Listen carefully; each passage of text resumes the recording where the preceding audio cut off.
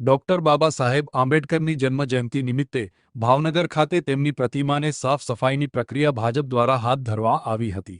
જશોનાથ સર્કલમાં આવેલા ડોક્ટર બાબા સાહેબ આંબેડકરજીની પ્રતિમાને જન્મજયંતિની પૂર્વ સંધ્યાએ ભાજપ દ્વારા સાફ સફાઈ હાથ ધરી હતી। ભાજપે ચૂંટણી ટાણે બાબા સાહેબ આંબેડકરની પ્રતિમાની સાફ સફાઈ કરીને સ્વચ્છતાનો સંદેશો આપ્યો હતો।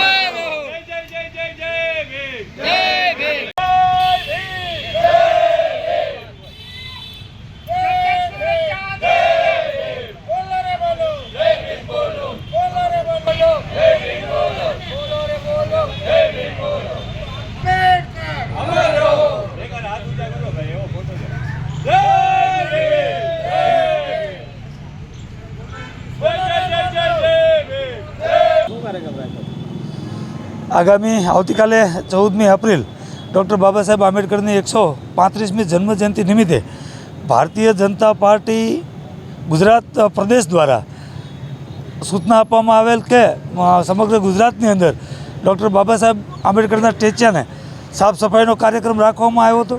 ભાવનગર શહેરના અધ્યક્ષ આદરણીય કુમારભાઈ શાહના માર્ગદર્શન નીચે આજે આ કાર્યક્રમ કરવામાં આવ્યો છે।